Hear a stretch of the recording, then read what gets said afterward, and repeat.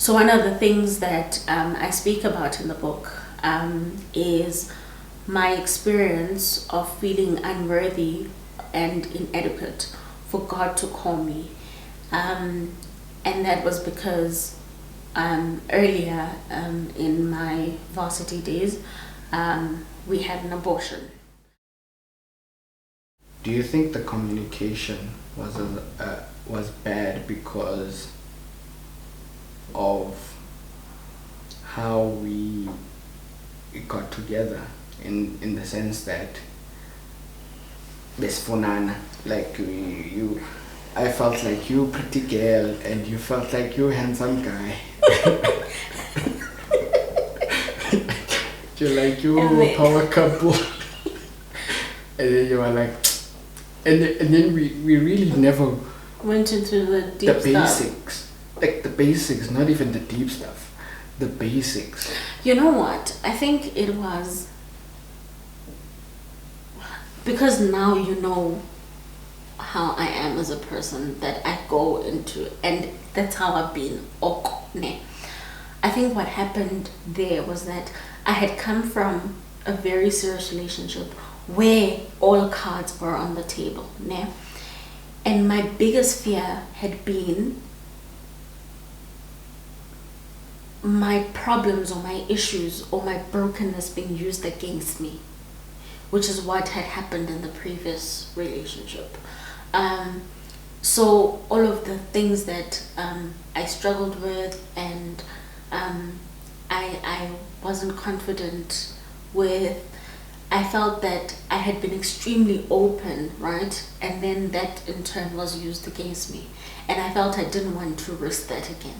And that's why even when you'd have the rages and the lows and I'd feel like you blocking me emotionally, I would take it because I felt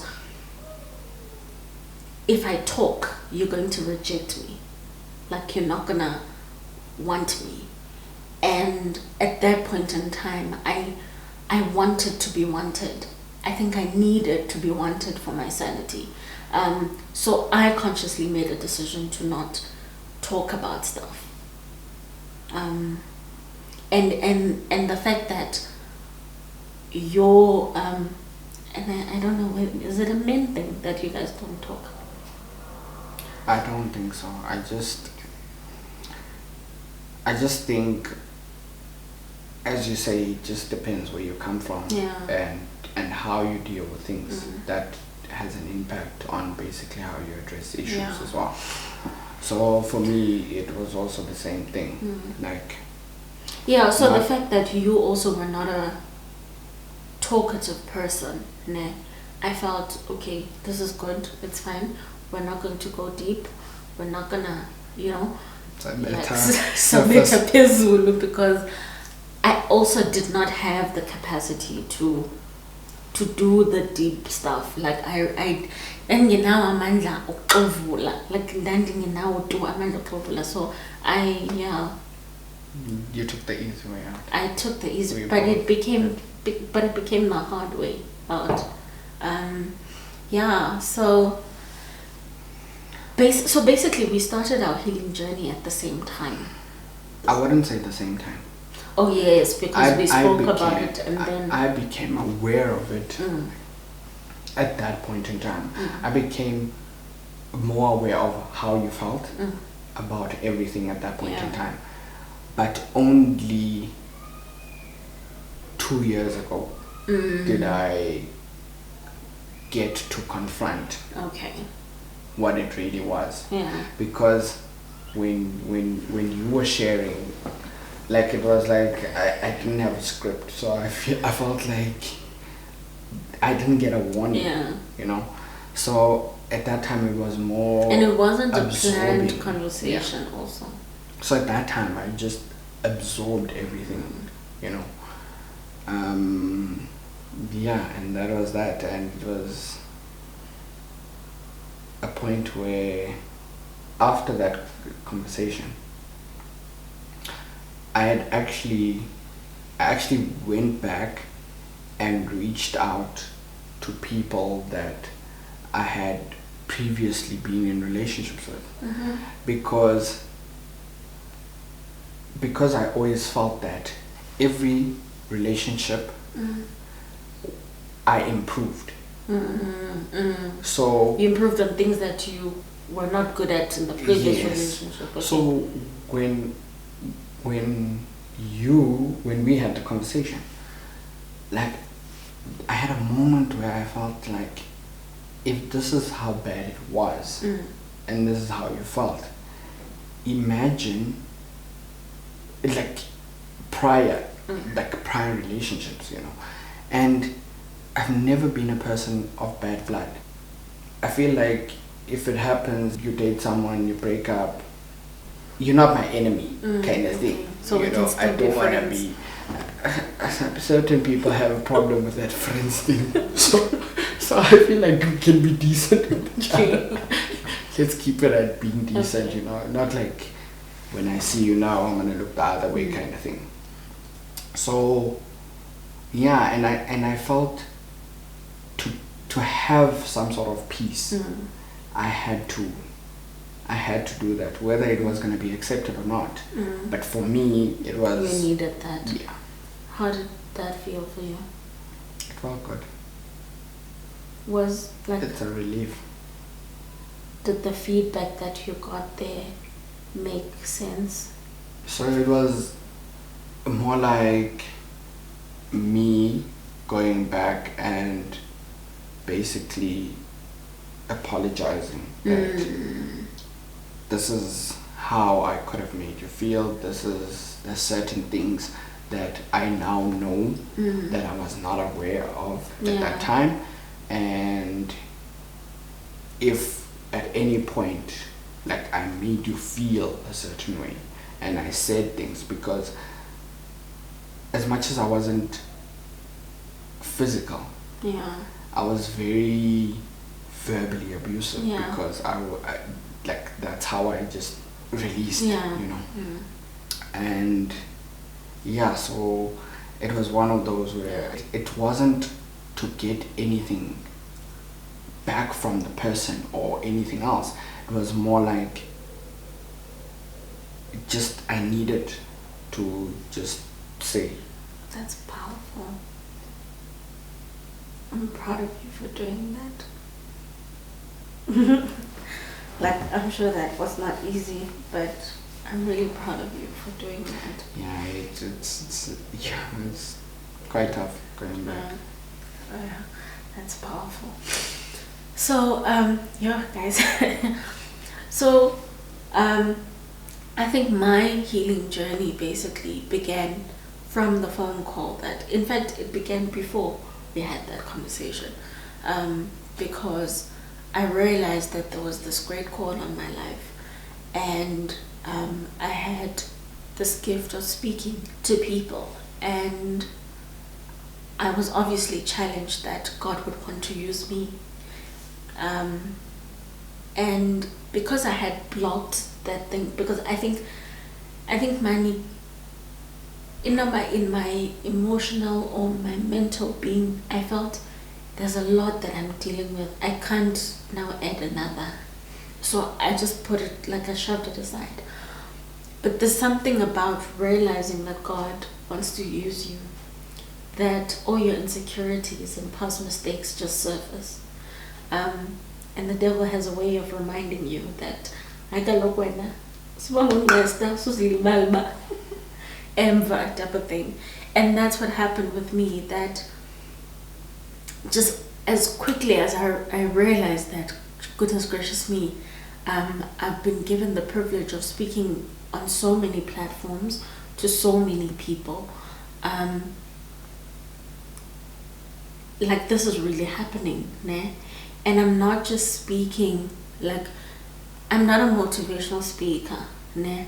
If I'm going to speak over your life, God has to do something. So the fact that my speaking was also spiritually inspired was extremely challenging, because it meant I'm talking about a God that I didn't fully trust to take care of me at that point in time. And I had to forgive myself first, for not believing that God could, and for not trusting that in as much as he had carried me for so long up until I even reached that point, that he could still do it. And I think that was the self-forgiveness was the challenge, more of a challenge than, even forgiving you. I felt, and it's weird that I felt I could extend forgiveness to other people but not forgive myself. But I think that when I look back, whatever forgiveness that I felt that I had even given you was not full forgiveness, because I had not forgiven myself for the decision that I made, and for also kind of suppressing my emotions, and just allowing the hurt and the everything. I really had to do a lot of work to forgive myself, and then be able to really fully extend the forgiveness to you and to everyone else. It was work, guys. It was real work. But that is one of the things that I think you will notice in your journey, that as you begin to heal, that you wouldn't want other people to know about, things that are shameful, things that you just feel like it's my secret and I want to keep it to myself. But I'll die with it.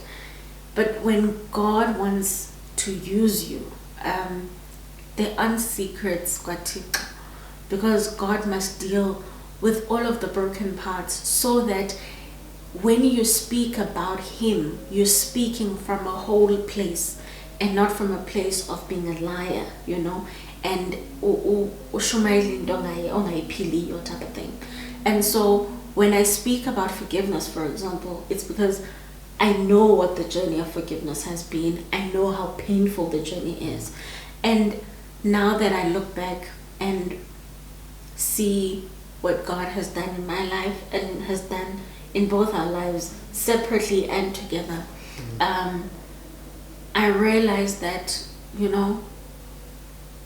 in as much as I feel that is probably the one thing that I really regret in my life,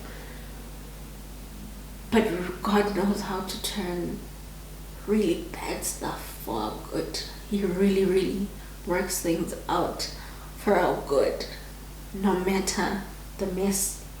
We are a testament to that God can really, he can heal completely, and really turn the worst parts of ourselves into beautiful parts. Because who would have known that we would be having this conversation now, this way.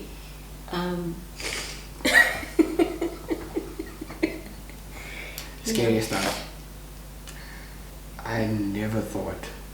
Remember, it like this whole this masterpieces book was just a thing, and because I have a copy of your first book, and then this one I was like, because she told me that she wrote about what we went through in our relationship. I was like, I'm not reading that book. I was like, and this. Yeah, no. I was like, no. But you read it and you finished it. And the reason why was because your first book was very detailed. Yeah. So I was like, I don't want to be that person. You would rather other people read about you. Yeah, at least they don't know who I am, and I don't know what's in the book, so I'm fine. I was operating on what you don't know won't kill you, so I was like, yeah, I'm fine. Well, thank you for Yeah, but thank you for. I read it. I thought the first question I was going to ask you before we started this conversation was what you thought about the book in general. It was a good book. I enjoyed it because the thing is, a story can be a story, and then you'll sort of go along and forget it. But like how you merge the stories and the lessons to basically coming out of those dark places. Yeah, and kind of the practical stuff. Yes, I think when we read things, you look for the practical stuff because you want to know what worked so that you can try it, that, in and that's your own exactly situation. what I wanted to do. So that's I think that's easier normally for people to use a book like that, or to engage and pull through and read the whole book and sort of remember a book, because there's certain lessons that you learn, basically, as you say, mastering your pieces and confronting the skeletons of your past. So that there's certain lessons you learn there, and those lessons then you can apply. That means a lot to me, especially knowing how critical you are as a person. Wow. Like, I feel like, I'm the G. But guys, that is what our story was or is, and but now we are on the other side of brokenness, and we'll talk about that in the next video. Yeah. And how God has restored us. How we got there. Yeah. Yeah, that's another one. That's on its own. Maybe I feel like legs that should be 2 parts on its own. But guys, that's been what our journey has been, and thank you for having me on your channel. Wait. I don't want to overstay my welcome.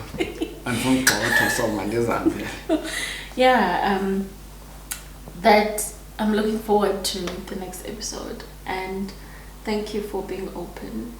I know this was not easy for you. It wasn't easy for both of us. But I really was.